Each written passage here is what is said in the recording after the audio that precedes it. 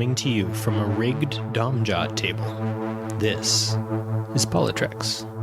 The Prime Directive, the Declaration of Human Rights, the United Federation of Planets, the United Nations, World War II, the Dominion Federation War, the Art of War, the Teachings of Sirach, Jesus Christ, Kalis the Unforgettable.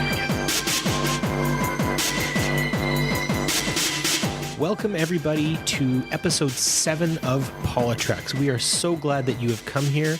PoliTreks, of course, is a member of the Tricorder Transmissions podcast network, and we are very, very excited about today's episode. My name is Barry DeFord, and with me, as always, is my often imitated, never replicated Mr. Shashank Avaru. How are you doing tonight, Shashank? Namaste, Homo sapiens. Patent pending on their trademark, but I will get there. I'm good, man. How are you? Well, man, just so excited to get this episode rolled out. We're actually going to be doing something a little bit different this week. We are going to be foregoing the news, though there are lots of always interesting things happening in the news these days. We thought just the length of the interview that we had going this time around, we would forego the news so that we wouldn't be talking your ear off for longer than an hour and a half. Is that all right with you, Mr. Avaru? It's more than all right. I genuinely think the awesomeness and the intellectual joy in that interview is so incredible and just so rich. I don't think we should tamper with it in any way. I think we should just let this episode be about the interview and our interviewer. And I just am very excited for everybody to hear it. I was just sitting as part of the interview and my mind was blown so many times. It was like that one episode where the Enterprise keeps blowing up over and over, but that was my mind. And I'm just very excited for everyone to hear it. So on that note, just because the interview is so good, I think skipping the news on this one is a good idea. Agreed. So with that, folks, we will not waste any time. Onward with our interview.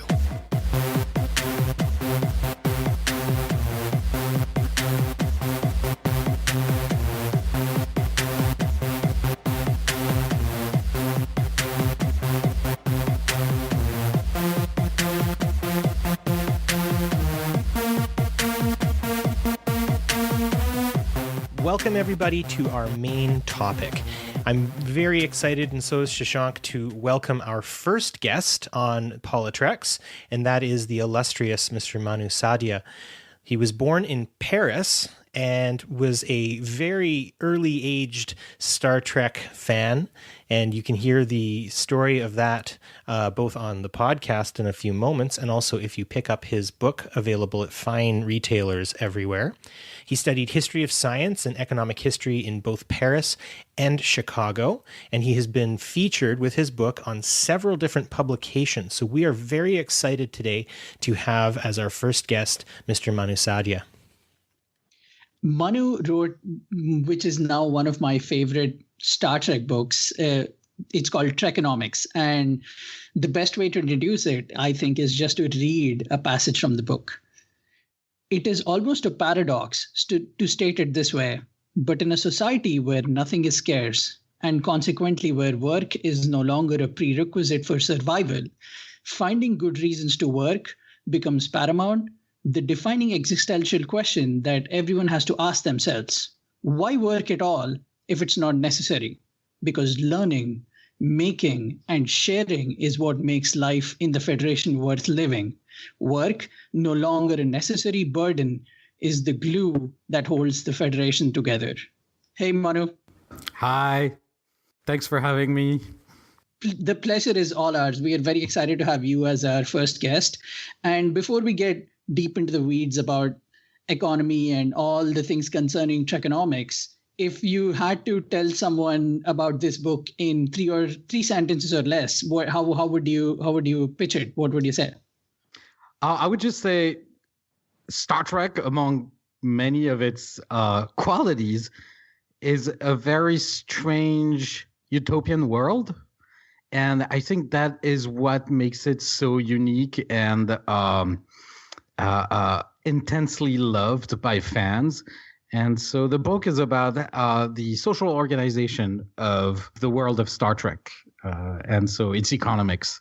And I wanted to dive deep into how that actually works in the background. So it's about the plumbing of the Star Trek universe and what makes it so intriguing, to use a trite word.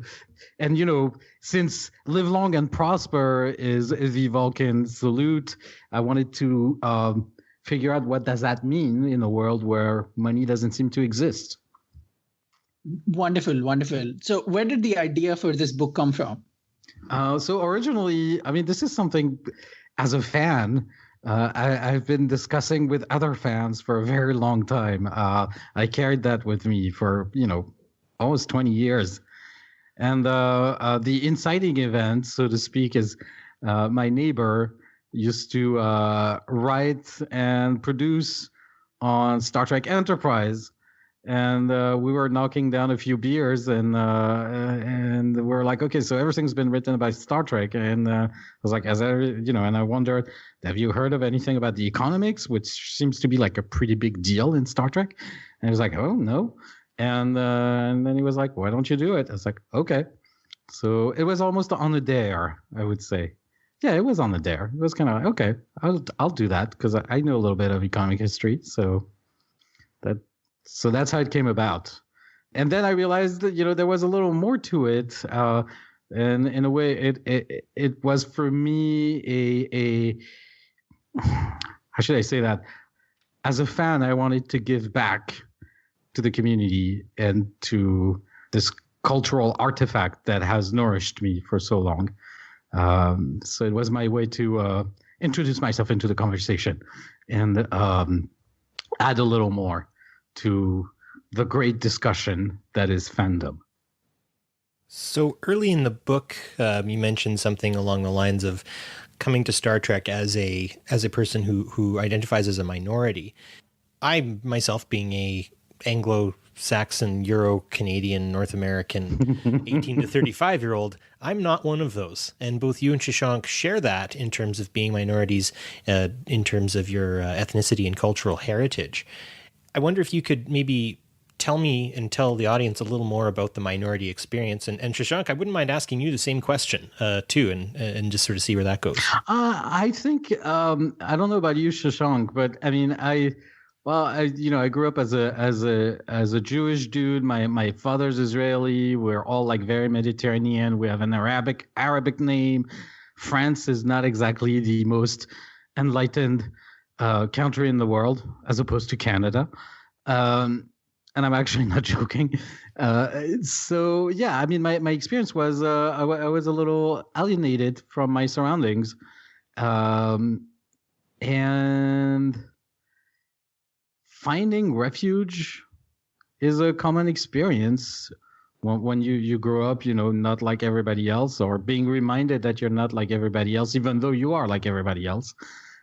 So that's science fiction for me. It was Star Trek, of course, but since this was like the early 80s, there was not much Star Trek either on TV in France or in the wider media world, and science fiction was really something that was marginal.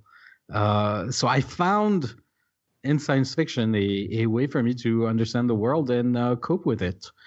And I was a kid. I was like 8 years old. So these are also things that really impress upon you when you're so young, because your imagination is flowering and full of energy.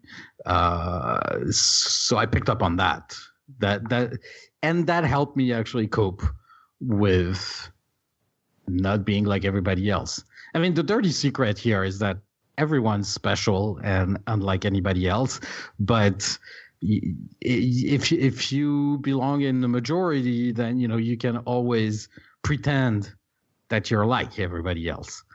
I think that's how I rationalize it now, that I'm much older.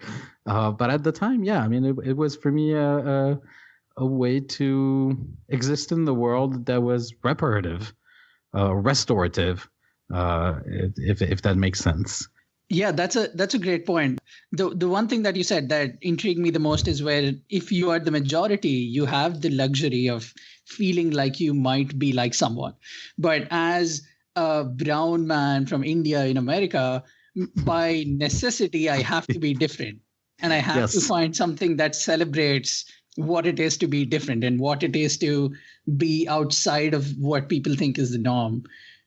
Yeah, and it's actually it's absolutely true, and I would add to that in a way, science fiction, Star Trek, it makes it cool to be like outside the norm or to not belong to the sort of like very well defined, not consensus, but majority, and it's cool. Like it's so it made me feel like I was cool because I had some kind of secret knowledge that others don't have. So maybe I'm kind of brownish, but I know things that you don't, and in a way it dovetails with the experience also of not being necessarily in the norm. Like something that the others don't. That's I want to talk about it in a positive way, because to me it was positive. Like Star Trek was the positive side, and made me feel Star Trek, and I should say science fiction more generally. That was the positive side of my childhood. That's really what I still cherish today, much more so than anything else. Growing up in India, entertainment tends to be very conservative there. We are still not allowed to show kisses on screen. We are still not allowed to let characters cuss on screen. So when we had an overflow of entertainment that was so streamlined, I discovered on TV that a show came out in the 60s in America that already was celebrating differences, and they were pushing for boundaries. And so that's how I ended up falling in love with Star Trek, is realizing, oh, wait, there is this entire franchise that actually wants to keep pushing boundaries, and it wants to celebrate people who come in from the left field and say, oh, that's not how it's supposed to be done. And you're like, you can do that? Really? You can do that? Oh, yeah. Wait, but like, do they have Star Trek in India now? Or I mean, I suppose they do. Like, they have Netflix, so they must have Discovery. I know for a fact that they do have Star Trek Discovery, and I know on cable people can occasionally find episodes of the original series and the Next Generation, but it's abridged to match our society standards. So if there is a kiss on the show, they won't show it. If there is a certain character saying something untoward, they would not show something like that. Like even words like ass or... but they never say that on Star Trek. Right. Do they? I mean... No. But I guess the episode where Data and Tasha Yar have a relationship will probably be cut. Okay. Right. Things like that. And the episode where Dax ends up kissing another woman, that would never be shown. Oh, wow. Still now. That's interesting. Okay. Interesting. That's cool. So do you think your experience as a minority influenced a lot of your viewpoint in Trekonomics? Oh.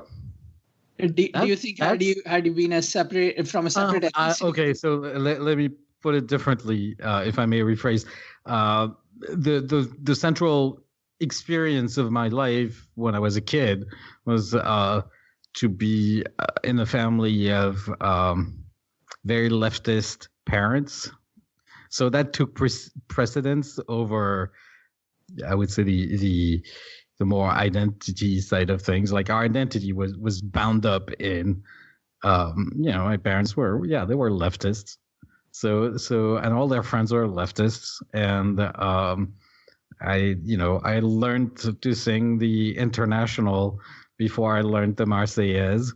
So that's my experience. More, and later on in life, I learned a little bit more, but that's more, I would say, what informed what I saw in Star Trek and what I tried to write up, which is, it's very close to, Star Trek is very close to what you can find in Herbert Marcuse, for instance. So Frankfurt School, Marxist theory. So that's more what informed what I put in the book, even though I don't spell it out directly. And also because I personally I really like Keynes, and I think there's a lot of Keynes in Star Trek as well. So John Maynard Keynes, the great British economist. So that's more the polarities in there than it's a product of, I would say my upbringing in crazy, commie Paris. And by the way, like at the time in the 80s in Paris, being the, basically a red diaper baby was nothing exceptional at all. It was more like the norm than anything else. So, that's more my experience. My parents' friends and associates and all that, they were all foreigners from Latin America and Greece and places like that, in Spain. So places with a history of struggle and a history of struggle against more dictatorial forms of capitalism. Some of my friends when I was a kid had, escaped Chile and stuff like that. So, Holy cow. Well, I mean, Chile, Argentina, a lot of people left for France. Yeah. So, yeah, that's the environment in which I grew up. And it wasn't, I don't think it was particularly special, just because Paris was a place where, a lot of these, I would say upper class, highly educated young families found refuge. Absolutely. So that's more along those lines. I would say that's where I come from. And then I left for the United States to study, so I sort of completely turned my back on all this. But not turned my back, but I sort of left. So that's where I okay. There's that, and then I was also for a time when I was a kid, I was in the Zionist socialist youth movement. So that's where I learned the International, and we read about Stalin. They were very, very. I mean, it's not the most glorious, but it's a youth movement that has a history of resisting Nazis and founding a bunch of kibbutzim in Israel. So, Jewish lefties, basically. That's me. That's where I come from. Jewish internationalist lefties. That's, yeah. You're among good company with folks of Jewish descent who have contributed to socialist, anarchist, communist literature. I called my son Lazare. In honor of Bernard Lazare, who is this great French Jewish anarchist who was the first to alert to the situation of Captain Dreyfus, who was unjustly accused of treason in favor of Germany. So he's a big figure in the French anarchist movement. Yeah, and Zola was in that too. Yes. Yeah, he was Zola's best friend. And also he was very good friends with Sigmund Freud. Yes. So Bernard Lazare. I'm kind of surprised that you guys know about Bernard Lazare. That's pretty cool. Okay. Oh, so thanks. We do a little bit of reading here and there. Just a touch. No, but I didn't know he was that famous. So yeah, that's cool. Okay. I'm making my way through Bakunin right now, so I'm okay. So you see where I come from. That's, yes, very much so. And so you can imagine why Star Trek totally connected with me, because it was basically on screen what my parents and their friends were talking about, late at night, drinking wine and smoking cigarettes. So yeah, it has this sort of let's remake the world type of vibe. So it made sense. It made a lot of sense. So in the way of that, I think this is maybe a good segue to talk a bit about, the concept of Star Trek as a society being one of post-scarcity, and how, we talk about the replicator. I know we were going to talk about this later before we'd ask all these other questions, but it just sort of feels like the way this The right conversation- place. Yeah. Yeah, we're just in the right spot for it. And so you talk so much about the replicator, and you use it in different iterations during the different major topics of the book. And so I'm wondering if maybe we could talk a bit about the idea that, we don't have a replicator right now. We're getting close, right? 3D printing's getting stronger. I would say that genetically modified food to a degree sort of works somewhat as a replicator, and mass production and all that sort of stuff. But maybe we could start a conversation drawing a comparison between the replicator in Star Trek and a culture of sustainability that might, I guess, could be informed by some of your politics in the past. What would you say if we were to talk about maybe, the replicator as a metaphor for sustainability? What are some of your thoughts to that? That's coming out of left field, and that's really cool. So it sort of connects with the idea of technology as a good or as a benefit. The way I view the replicator is this sort of metaphor for the end of the Industrial Revolution. So that long arc whereby human labor becomes supplemented and then replaced by mechanical implements. And at the end of that long multi-secular process, we humans no longer have to do any of the tasks that we had to do previously to sustain ourselves. And so in a way, the replicator, if you view it as an engine of progress, it is in Star Trek, it is that. It is this sort of the end point or the other side of the mountain of the Industrial Revolution. What we know of the Industrial Revolution itself, and of that long process of augmenting and supplementing human labor by machines, is that it's incredibly wasteful, and that we're actually not paying the real price of that waste. The benefits, however, seem to far outweigh the costs so far, even though at this point we're starting to realize that the sum total of human activities is endangering the very climate and the carbon cycle in the atmosphere. We're injecting so much additional carbon in the atmosphere that we're raising the temperature. So that's what we're dealing with here, is the endpoint of the Industrial Revolution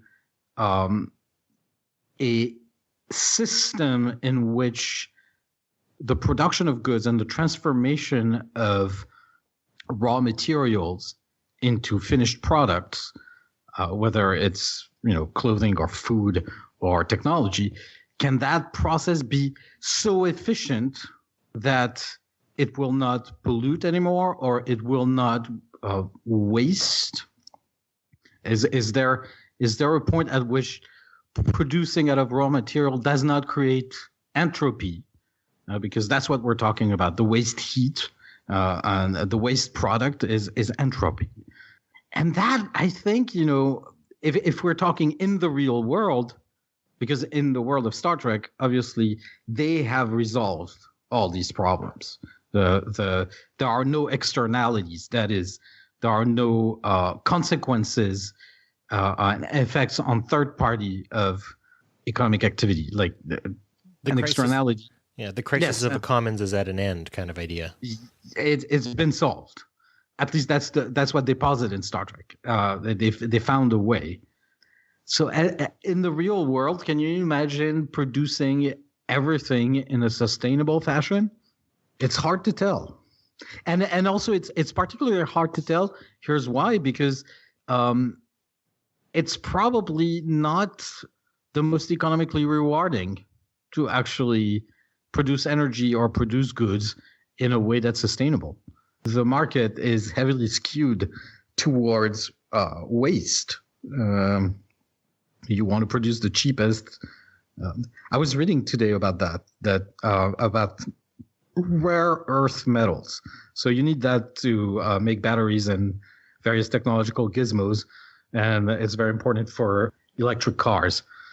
The mining of rare earth metals in China is a nightmare. It's an ecological nightmare.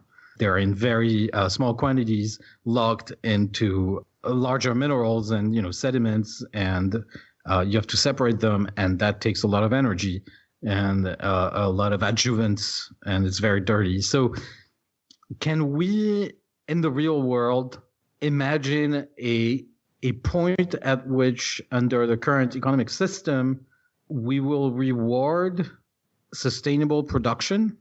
I mean, the jury's still out. We'll see, I guess. But so, I wouldn't hold like a lot of hope. That's Manu. What intrigues me more is how the political landscape of our world would change if a nation decides to just privatize and say things like, essentially puts out a statement saying now we can just make Earl Grey tea hot, which, by the way, is also a chapter in Trekonomics, available in paperback, hardback, and Kindle edition. If a nation says we now have a replicator, how would the political landscape change? Would the power dynamics? All right. So I will turn that around. First part of the answer, I will turn that around. We do have enough today, as it is. We do have enough to actually provide for everybody, right? So that's what the replicator does. Yeah. The replicator does actually provide for everybody on the basis of a public good. So it's a public good. It belongs to everybody. But we do today live in that world of post-scarcity, except it's not evenly distributed. So that's one point. I'm pretty confident that we could feed all the planet today. So that's something to think about. Now, I believe that making the instruments that allow for full provision of food, clothing, the necessities of life, healthcare, education, deciding as a society to provide all these basic necessities for free is an eminently political decision about the distribution of wealth. And it's not a technological challenge. It's not even a matter of inventing the final replicator. I don't believe that. And by the way, I'm not the only one. The Ferengis in Deep Space Nine, like, they use replicators, but they make you pay for it. Yeah, and it's fantastic because they're like, they don't unionize like the bartenders in Quark's bar, the replicators, like, they're just there, and they're basically cash machines for the bar owner. So the technology, even in Star Trek itself, is available to every society, but some make you pay for it. So it's pretty clear that it's not a matter of technology, even in Star Trek itself. It's a matter of political decision. The Vulcans, the Federation, the people we know and love in Star Trek, like, they don't really care about getting rich. And so the decision, I mean, it's not clear what comes first, right? Like, but it seems that a decision was made at some point to allow for the provision of basic necessities of life freely and as a public good. The decision was made. It was a political decision. That's never quite said like that in Trek itself, but that's the only logical deduction you can arrive at when you look at all the available evidence. And so it puts us in front of it puts a mirror to our face, I would say, and it asks us the question: so why don't we decide as a society? So and so incredibly wealthy society at that, like when we're talking about the developed world, why don't we decide to distribute wealth in society in a different way? I have a Canadian response to that. Well, I mean, Canada is close to Star Trek, man. I mean, isn't it? Yes, no. We are in the sense that we are in the sense that we've come a long way in our social programs, especially concerning healthcare, of course, and that's the big conversation in the United States right now. Now, keep in mind we have the same amount of people who live in the New York City area live in all of Canada. Yes. So we are dealing with a 34 million person population, and the United States is 330 some odd million. So we're dealing with a much different thing now. Single payer healthcare would 100% work in your country. And other countries are also living proof. It's going to take some bureaucracy and stuff to make it work, but I believe in you all, and it'll work.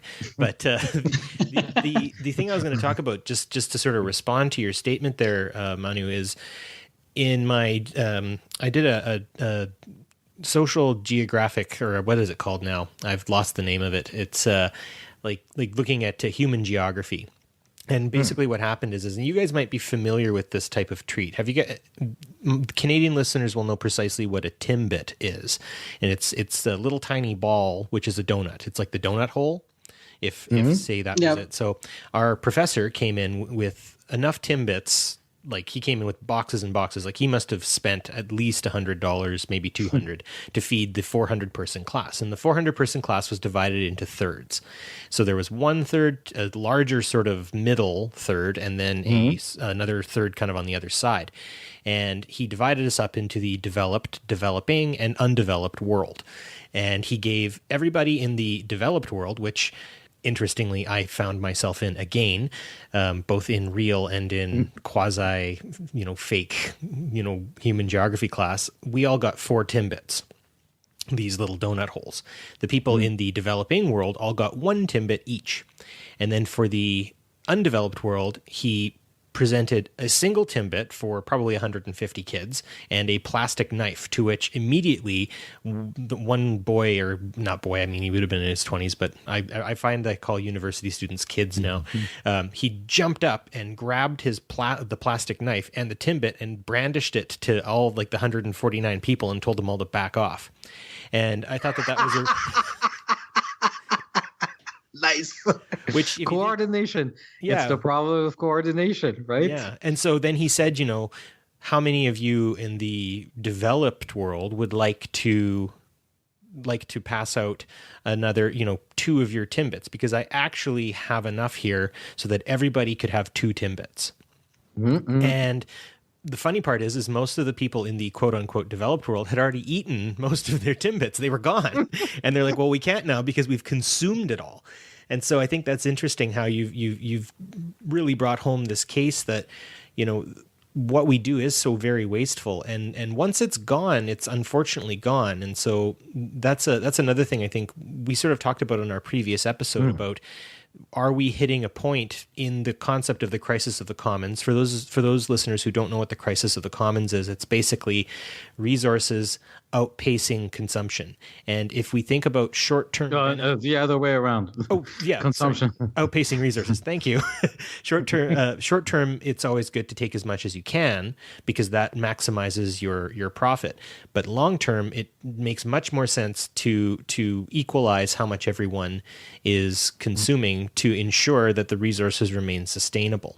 And so it's funny because we had a crisis of the commons right then and there as well, because so many students in the 400-person classroom had already consumed it. And so I wonder, as a sort of a necessity that shows up in Star Trek itself, do we need to go through horrific cataclysm to get ourselves into a Star Trek area? Of course, they had their World War III that they always talk about. Do we have to have our World War III before this can happen? I was reading about how in history, usually great redistribution, great episodes of wealth redistribution come after major wars. So that's not very propitious. But when you think of the experience of Europe, for instance, it took World War II and the cataclysm of World War II to bring about real social democracy in Western Europe. And even then, Spain and Portugal and Greece did not really enjoy the full benefits of it until much later. So it seems that it takes these, historically, it has taken these dislocations, millions of people dead. I mean, I did study a lot of the revolutions in the past 200 years. So you do have these dislocations and revolutions. Think about the Mexican Revolution, for instance. Extremely bloody, absolutely terrible. But at the end of the process, the land has been redistributed. And there has been a shift in the base of power in society. And it's more equal than it was before. So it seems that our historical experience up to now has been that wars are very bloody, and it's wars and cataclysms and social cataclysms that lead to these massive changes in the structure of wealth.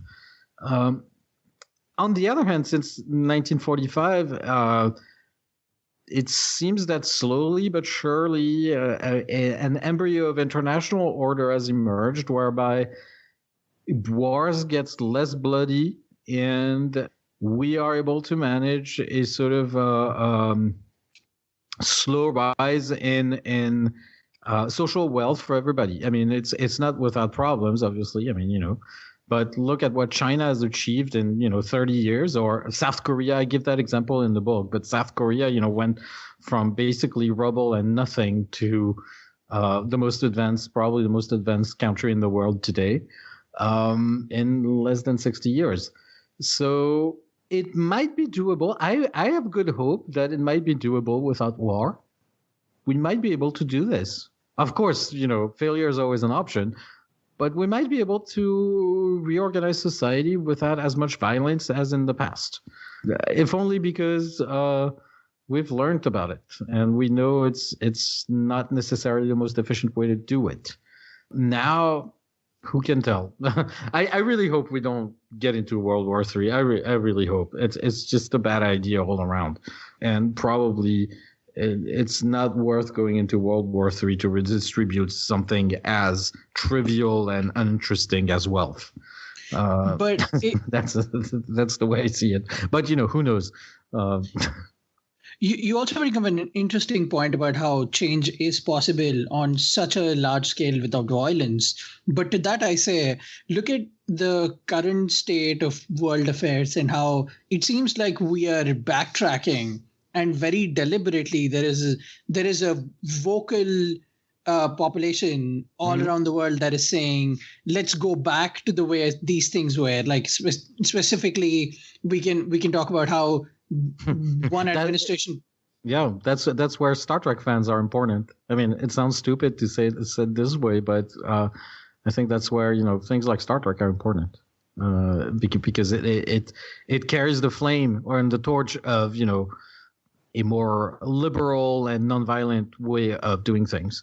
Accepting diversity and bringing everybody into the great family of humanity on an equal footing. I think that's where, I mean, we're being a Star Trek fan, or Star Trek in general, like it's a real minority of the minority of the minority. But the people who form the fandom are usually in position of power in various important places, that shape policy and shape opinion. So I think this is where, is important. This is also why I personally bemoan how much dystopian science fiction is in fashion these days, because I think there's a sense that, at least to me, a good public service would be to do more of the Star Trek type of popular culture than X-Files.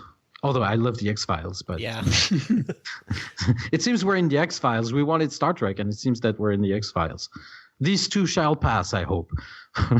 Oh, Manu, I think we are like 20 years away from the Cylons and Battlestar Galactica. That's how gruesome I think the situation is. Barry might think I'm too alarmist, but that's just me.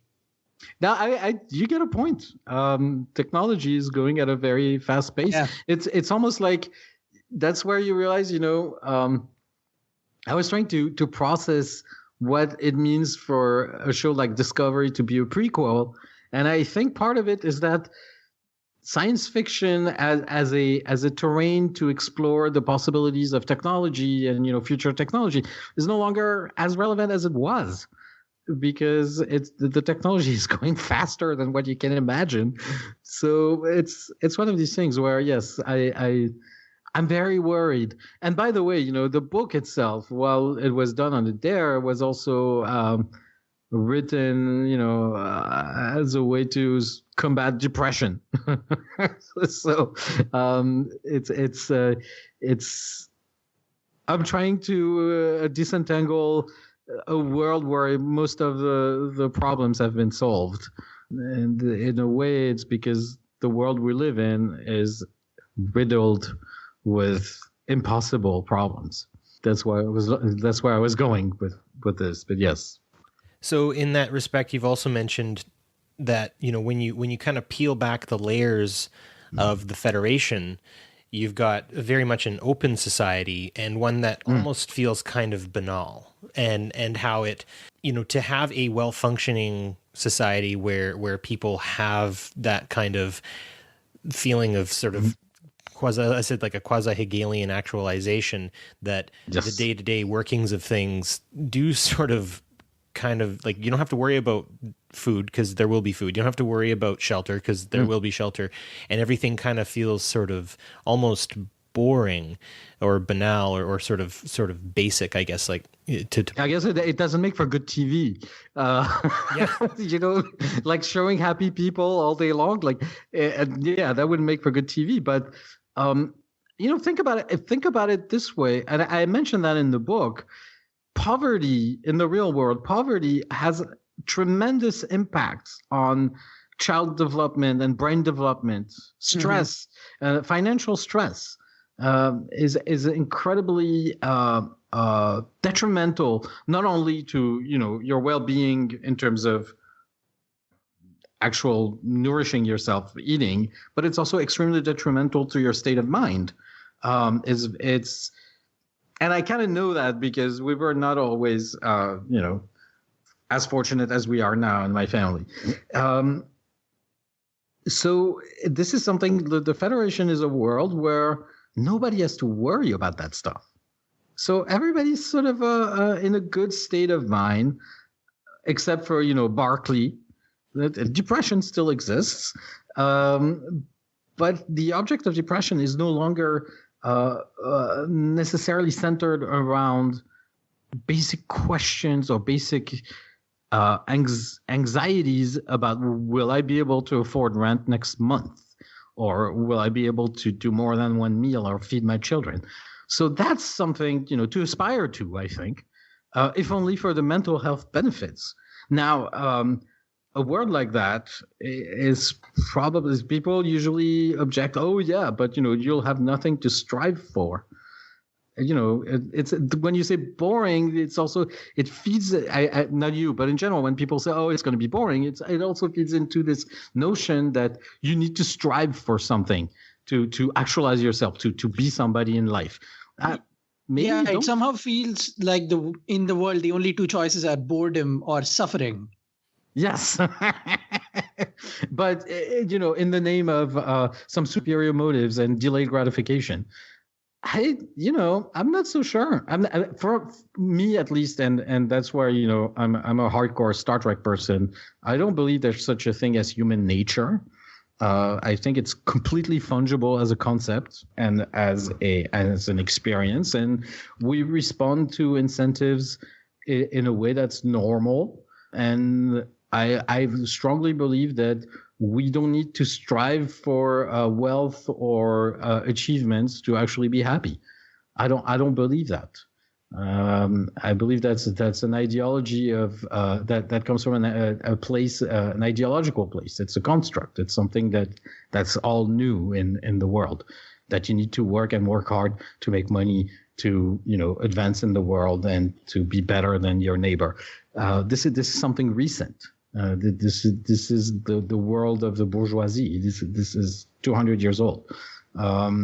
It doesn't have to be that way. And Star Trek presents a world where it's not that way. And yes, I'm pretty sure that a TV show that would be centered on everyday life on the Federation planet, where people go about their business and have philosophical discussions and build parks and public art, or tinker in their garage, it would be so profoundly boring. So what you get on Star Trek is the 1% of people who are a little crazier than the rest and who go into Starfleet because they want adventure of a different kind. See, I'm not so sure that even, and I don't know, but I'm not so sure that even Starfleet, like the other people in the Federation, the billions and billions that we don't see, they don't see Starfleet very often, and they probably don't find it particularly appealing as a life calling. It's like, why would I want to go, meet new life and new civilizations when, life is pretty good here? Yeah, when I could just be hanging out on the beaches at Rizal. Exactly. As quoted in your book. Yeah. Yeah. And I mean, that's right. It's satiation.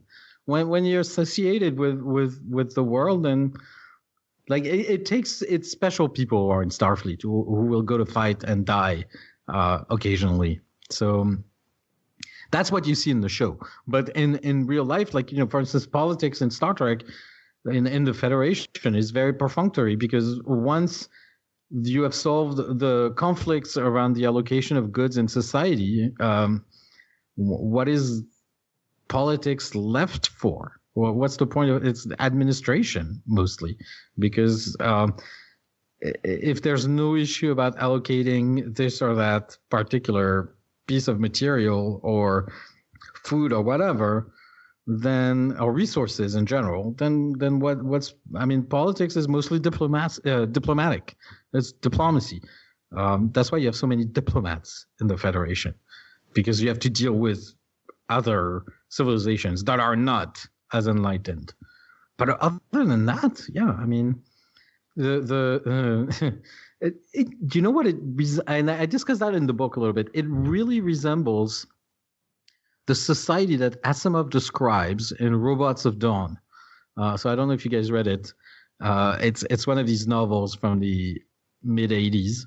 And so you have like the policeman from Earth who goes to the planet, the Spacers planet, where there are robots everywhere and everything's taken care of. And most of the people who live there are sort of bored with life, and they live in opulence.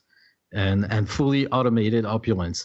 And Asimov makes a sort of a moral judgment about it. He deems it, well, the boredom actually leads to a murder, and he deems it morally wrong.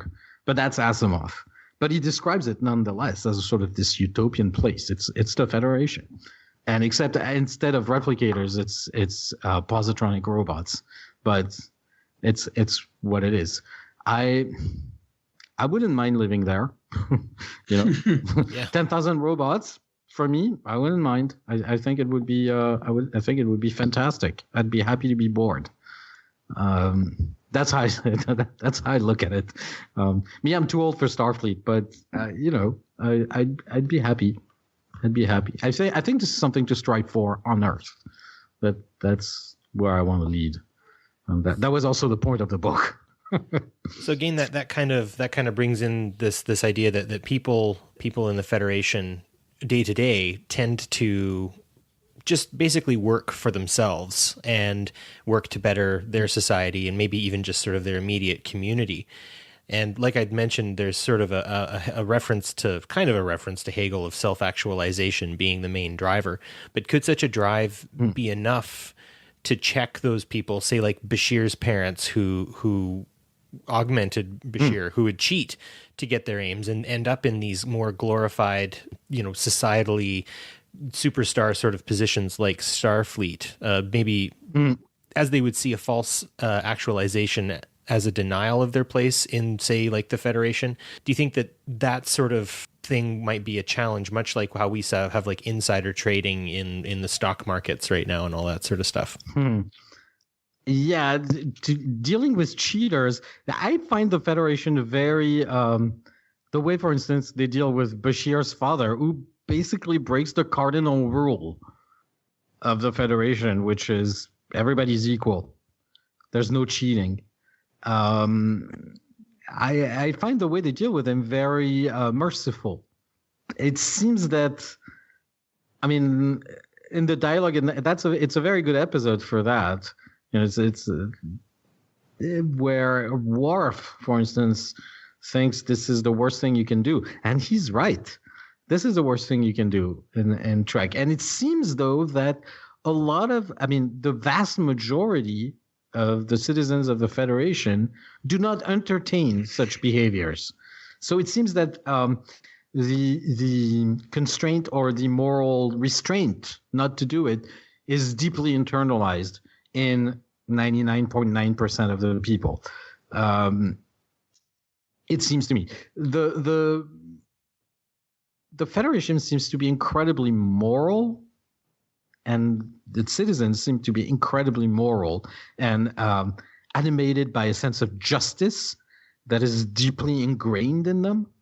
And that's sort of idealistic, but not impossible, but it's very idealistic.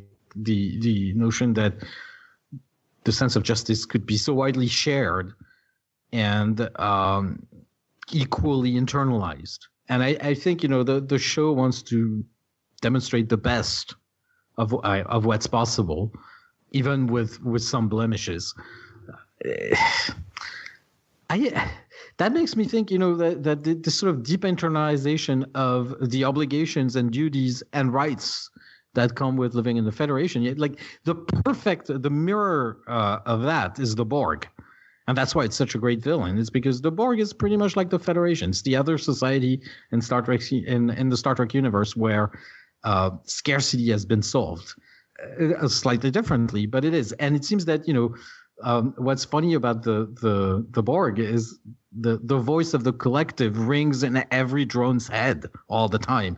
And it seems that this is what's going on in the Federation, where the voice, the general will, Russo's general will seems to be internalized in everybody, and it rings in everybody's head, and everybody has a very deep and strong sense of justice. And it's the part that's idealistic, and it's the part we should strive for. The slow changing of norms of what's acceptable and what's not. It used to be 300 years ago that torture was a fact of life and something that was totally accepted in judicial proceedings. It no longer is. So norms and what we consider human rights and justice slowly evolves over time. And so what you see in Star Trek is the terminal point of this. But it does change, and it gets better over time. I strongly believe that. I want to believe that. I'm thinking the perfect example of that is child labor. It's no longer acceptable anywhere. Children should not be working. I mean, there are still places where they are, or they are forced to, but children should not be working. It is totally unacceptable. It was perfectly acceptable and accepted in 19th century London. So norms and practices do change towards more justice. We have to hang on to that demonstrable fact to project into the future and to be able to wrap our heads around how perfect the world of Star Trek is. I suppose that's the sort of the message in there. Does that make sense? Absolutely. Oh, absolutely. We're just fascinated listening to you. I think we just wanted to stay quiet and let you do the talking. Honestly, I feel like I'm listening to a really good podcast right now, and I'm just like, oh wow. With this episode, I think Barry, you and I have finally come into our podcast can finally be put on the map because we officially have a very smart, intelligent conversation rather than the two of us just sort of screaming into the void. We are coming up a bit on time here. We always try to keep our podcast. Same for me. So I have a final question for you that I would say, I don't know, give it a shot, and folks listening. Okay. So this is sort of a final question here. So you're running for president, all right? So let's just put this up. Yes, you're French-born person, so that's obviously constitutionally out of the question. That won't happen. Yeah, and also Prime Minister of Canada. How about that? Sure, that works as well. We'd love to have you. That, and you may not necessarily want to run for some kind of political leadership. So we could also say, perhaps someone has taken your book and put forward sort of a. What's the program, right? That's the question. What's the program? Where do we start? Yeah. So what would this is the main question here is, what would your platform look like? Who would it appeal to in your eyes? And what would some of your main talking points be? I think my platform, if I were to have one, I could summarize it in very easy points. Free education for everybody from very early age, and that includes, early childhood development, everything free. We need to teach people, and we need to get people interested in books and interested in math and interested in the beauty of the world, because then they will multiply it. And education should be free and should be universal and should start very early and should go all the way up to PhD for everybody. That's if you want to.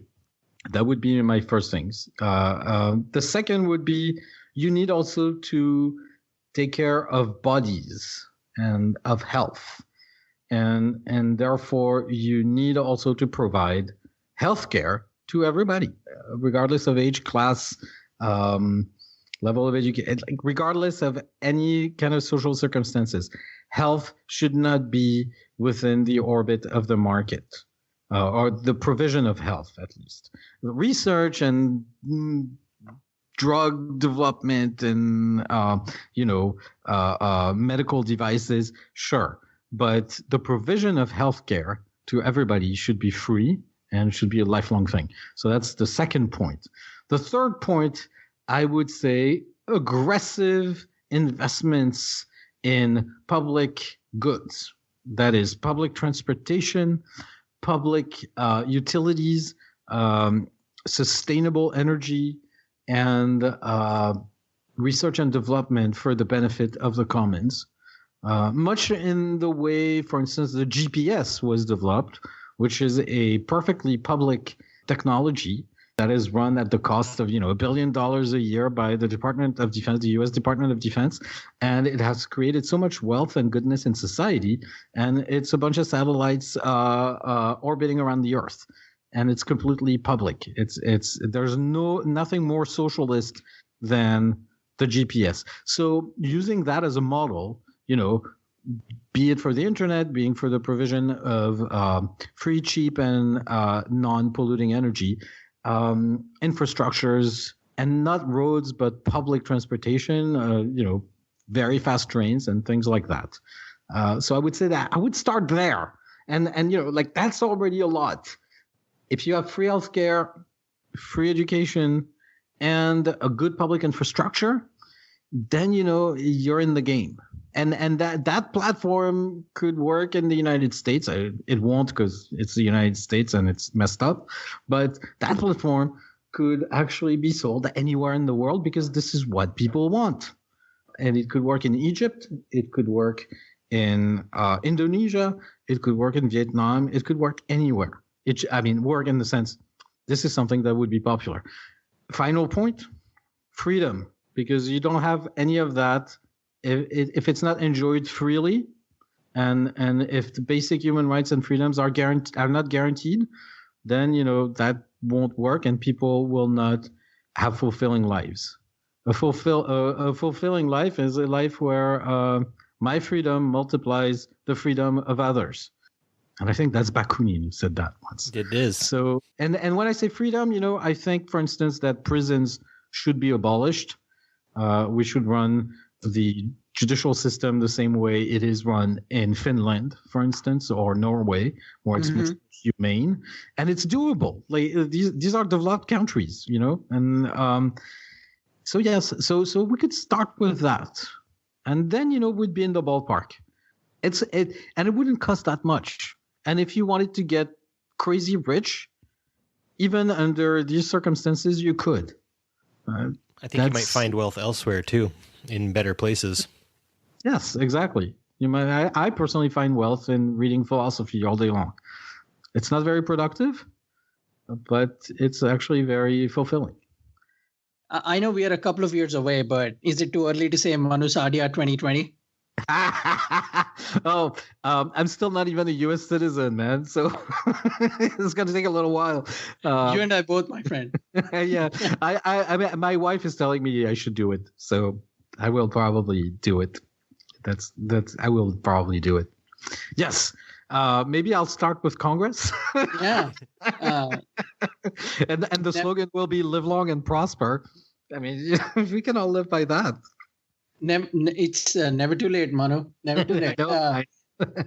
I know Barry said that was the last question, but this was something we discussed a while ago, Barry and I don't know if he remembers, but this is more of a just to end on a positive, fun note, just as a wondering, what if you were on an enterprise style like Starship, where would you be? I'm not a bridge guy, and I'm low key. I would probably be in the Arboretum, I think, or in the cartography. Yeah, I think that would be my thing, more than the bridge. I'm afraid of excitement. Or maybe I'd be a school teacher. Actually, that would be fun. I like it. Yeah, it's fun. Since we're talking about fun, this was a lot of fun. I thank you from the bottom of my heart. This was Same for me. This was such a pleasure, and I really I'm just trying to figure out how did we talk about such smart things, and then I have to go back to my action figure collection. Like I don't know. Well, I have to go make dinner for my kids, so.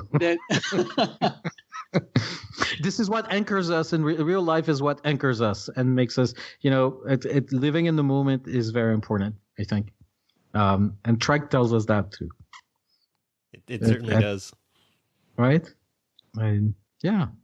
Thank you very much. This was fun. Well, we had so much fun too, so we'll be moving on to our final thoughts segment now, folks. Thank you so much for listening to this, and I'll be enjoying editing this because I get to listen to the conversation all over again. So with that, we will move on to our final thoughts. Just before we get out, a reminder, the book is Trekonomics. The author is Manu Saadia. Manu, thank you very much for joining us.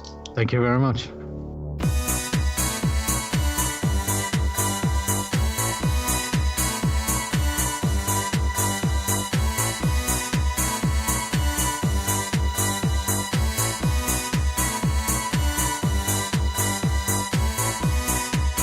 Well, Barry, I don't know about you, but that episode was something. I genuinely think it's one of our best. And even though we are a fairly new show, and I'm sure we have a lot more to come, between the two of us, I think Manu Saadia and the ideas he had and just the way he spoke, the fact that he's an author about a book that deals with economics in Star Trek, but it's one of the best books I've read. I think that interview tells you why that author is really so good and so deserving of that title. But I'm very interested to hear your final thoughts on this interview. What did you think about it? Thanks, Shashank. I'm going to start with a question. What is your passion? If you could do something really meaningful to you, would you do it? Many would say something like, well, I really love what I do, but it might not make enough money to sustain my bills or other financial commitments. I understand that. And I suppose I'm lucky to be in a profession that, for now, is also a passion. I know in my heart I would be a school teacher regardless of pay. Basically, I'd be happy to do the same job if my compensation was an assurance that my living necessities were fulfilled. For me, my job really never ends. I spend most evenings marking and planning. And though as the years go on, I find the work less strenuous, I also still find purpose and inspiration in what I do. Others work in a job that they may not necessarily like as much in order to have the free time on evenings and weekends to sustain a hobby, like, say, podcasting. if we were able to subscribe value to professions and hobbies, I suppose I would regard teaching as more important than any of my hobbies. I feel, as a noble profession, it does a lot to contribute to society and to the future. I do, however, feel that the 50 or 60 hours I put on average each week during the school year does entitle me to 2 months off in the summer, though I still find time to do about 10 hours of planning and review over the summers. I worry that our society has become so transactional that any human seen to not be maximizing their potential at all times is a failure or lazy. Shashank and Manu spoke of this, but it has really sort of hit me. What is the goal of our society? Is it quality of life? Is it production? There are statistics I've been made aware of that in the continental United States, there are more empty households than homeless people. For many Christians I know, they will look at the world through a lens of their beliefs. That charity should be absolute, and whatever they do to the least in their society, that they do unto their Lord and Savior. I also have friends who subscribe to political leanings that exist far to the left. They see the material circumstances of an individual or group as essential to understanding the oppressions they face, both overt and covert. And a great way to dismantle those oppressions is to give them a fair shake. I also know a ton of decent people from all walks of life who see poverty as something to be eliminated. And I get tired of the argument where the fear is that people who are given things will get lazy. Really, I see that as a question of entitlement and something that can be mitigated, given the proper education. Also, we live in a real-world game of Monopoly, and it feels like, in the same way as in the game, that people can and often do get punished for not rolling the dice properly.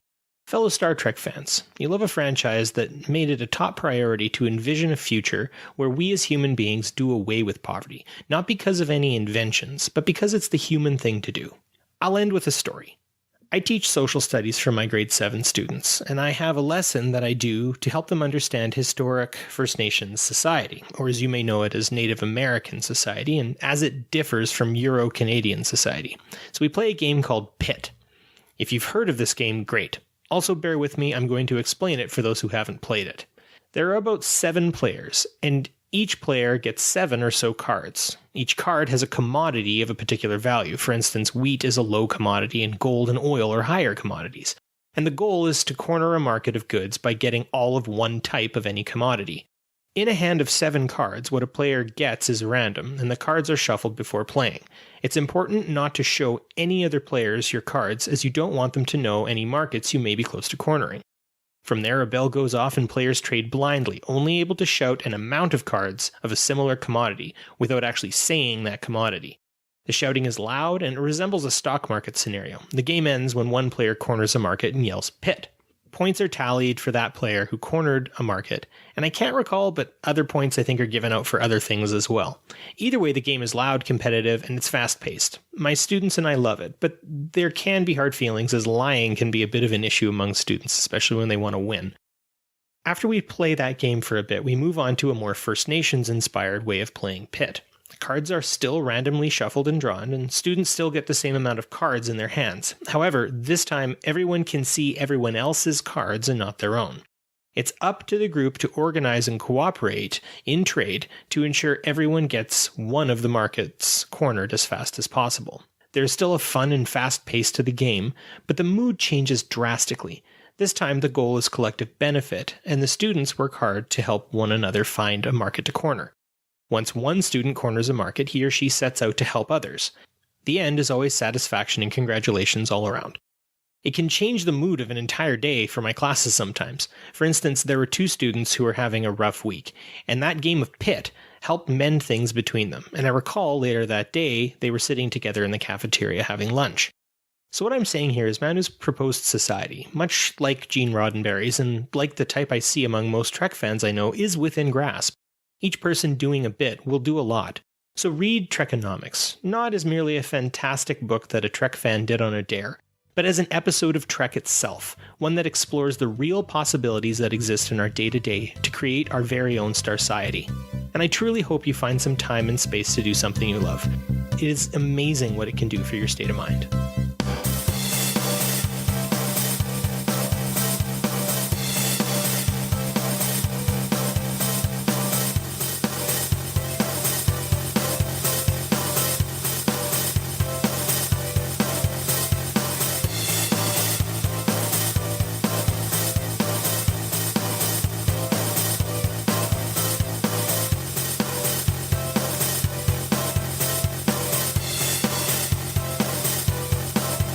Well, I hope you enjoyed that episode, faithful listener. I know we both did. We would love to hear your thoughts on the interview, whether you'd like us to keep doing more interviews, what kind of interviews you'd like to listen to us, and any comments you might have, positive, negative, we welcome them all. We are supporters of free speech, both Barry and I. You can get in touch with us on Twitter at PoliTreks. That's PoliTreks. We make funny jokes every now and then. We try to say something smart about politics and Star Trek every now and then. But mostly it's just us getting excited about our episode recordings and sharing cool GIFs that involve Star Trek characters. So all in all, I think it's a really cool Twitter account that you should just follow. You can also find us on Facebook at PoliTreks. That's PoliTreks. We're more active on Twitter, but the Facebook page also gets in some interesting posts every now and then. So hey, while you're at it, follow us on Facebook. And Barry, how else can people get in touch with us? Well, people can also call into the show and leave a voicemail at 609-512-LLAP. That's 609-512-5527. We are PoliTreks on the Tricorder Transmissions Podcast Network, along with many other fabulous shows. There's the Tricorder Transmissions Podcast, Shore Leave, Trek Ranks, Drawing Trek, Disco Trek, and Reading Trek now. I'm very excited for this new podcast that we have out. I'm spending most of my paycheck getting some of the books that they'll be covering over the podcast, so we do recommend you check it out too. Also, if you'd like to support the Tricorder Transmissions, you can always click on that Patreon button up on the top right side of our website. It's always appreciated for folks who would like to give some of their hard-earned Quatlus and Latinum to us. And if you're still on the lookout for all things Trek, we do highly recommend checking out Dan and Bill, the Trek Geeks podcast. Always loads of fun there. Also, we do intend on spamming our sites with the articles and different web pages and such that we've used to research the episodes that we do. So always look out for that. And in this case, we'll also include a link for you yourself to purchase Mr. Manu Saadia's book, Trekonomics, as well. Just to bookend the episode, both Barry and I highly enjoyed the book. We might have enjoyed the interview just as much, and we hope you check both of them out. On that note, live long and prosper. And onward to our Star Society.